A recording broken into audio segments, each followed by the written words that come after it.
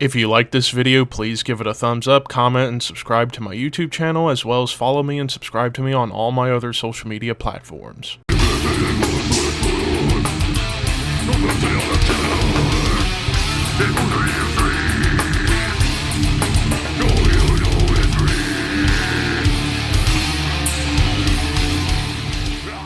What's up, Thrashers, and welcome back once again to the Thrash Maniac 99 YouTube channel, and I am back with another album review for you guys. And today, I realized that this came out a month ago, but I saw there was a release date for this somehow on the 22nd of September.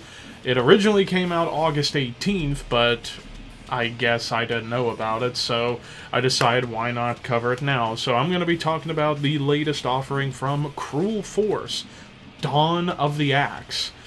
So, like I said, depending on where you're from, I guess this came out either on August 18th or September 22nd on Shadow Kingdom Records. And, well, for those who don't know, this is... Well, Metal Archives, well, they're from Germany, but Metal Archives has them listed as a blackened thrash metal band. Well, maybe early on they were, but this album, I think, is mostly just straight up thrash metal, I would say. Like, not really very much in the way of any black metal going on here, as there was a gnat right in my face, but, yeah, I would just say this is just pretty much just straight up old school thrash metal.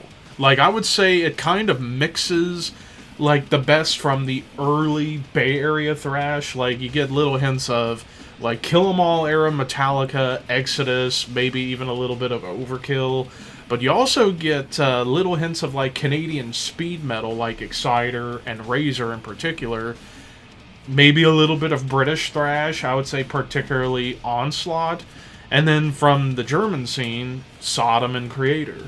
Like the early Sodom and Creator stuff, like in the mid-'80s period. But, yeah, like I said, this is pretty much one of the fastest albums I have heard this year when it comes down to, like, average tempo. This is just blazing through. Like, very rarely does this album slow down. And after the opening intro of Azrael's Dawn, we get into the real opening track, the title track, At the Dawn of the Axe. You get these thrash riffs, but they feel very much like classic heavy metal inspired.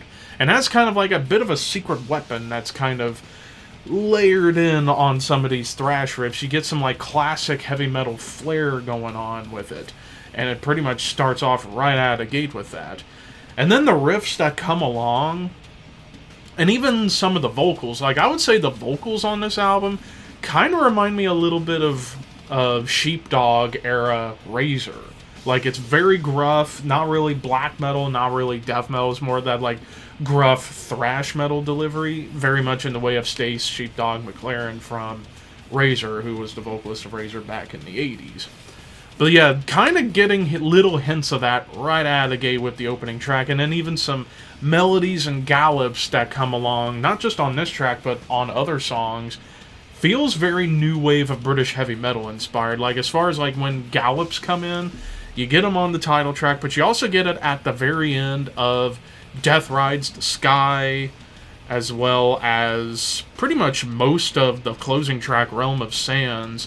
You get these like really cool galloping rhythms, whether it be like in a speed metal D-beat gallop or triplet gallops like in Realm of Sands, but we'll talk more about that later. But most of the songs, while they do feel a little bit similar in terms of the formula, like it's all about, hey, let's just play as fast as we can within the thrash metal realm, maybe bring in a lot of crazy leads, which every track aside from the opening track has a lead in it.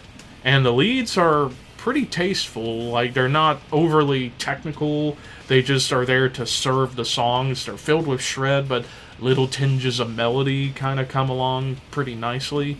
Now, Death Rides the Sky, the riffs that come in here made me think of Kill 'Em All era Metallica, where it's that like machine gun style of riffs. But the chorus, I got hints of the song Storm of the Beast by Creator off of Endless Pain. Like, it kind of has a similar kind of tempo and groove to it, which I thought was pretty cool. well, maybe not groove, but rhythm.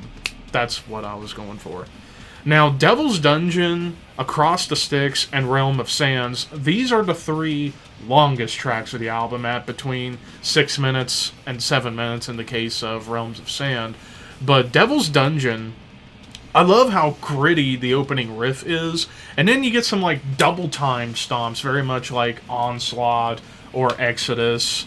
But then you get this like nice acoustic section with some like cool lead melodies going on before it gets into this like, dare I say, Master of Puppets type of build with the drums and the chug along on the riff before you get probably the best lead of the entire album, I would say. Now, Across the Sticks, the opening riff and the groove immediately made me think of Judas Priest. Like this, there's a lot of Judas Priest going on this track, but then the riffs, they kind of go from like Exodus to, dare I say, Sodom whenever it gets into like that like thrashy tremolo.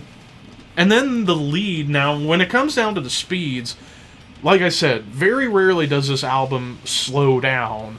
The one time it really does slow down at its slowest point is during the solo on Across the Sticks. It gets kind of doom-laden a little bit. It's like very subdued, downtrodden. And then to Power Surge, which was one of the big standouts in terms of how different it was, this was mostly speed metal oriented. Like it's got this galloping D beat going on, very much in the vein of like early Overkill, most especially Exciter. And now Realm of Sands, you get like these little interplays with the melodic guitars in the beginning before it just gets into just insanity. Again, in the vein of Onslaught, and then that triplet gallop like Iron Maiden. But then it ends with a classical guitar, which I'm like, did I just suddenly switch over to early Opeth here? Because it made me think of Opeth with this like beautiful classical guitar at the very end after the main meat and potatoes of the song was over.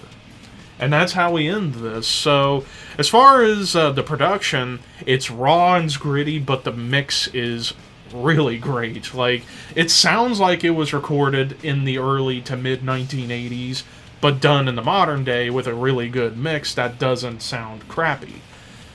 And, of course, everybody, all the members were at the top of their game, I would say, musically. However, if I had any complaints, Watchtower of Abra didn't really need it. It was just a needless, noisy interlude in between Devil's Dungeon and Across the Sticks. I'd say if you cut that, as well as Azrael's Dawn, the opening intro, I think this album would have gone up higher in the score in terms of the flow of the album. But overall, this is probably one of the best thrash albums I've heard this year, or heard in a little while. I give this 9 out of 10. This was some really good stuff right here, and I would highly recommend it if you are a fan of Exodus, Creator, I would say Onslaught, Exciter. Definitely check it out. But of course, this is just my opinion. What did you guys think? Let me know in the comments below, and until next time, keep your horns high and your dreams wet.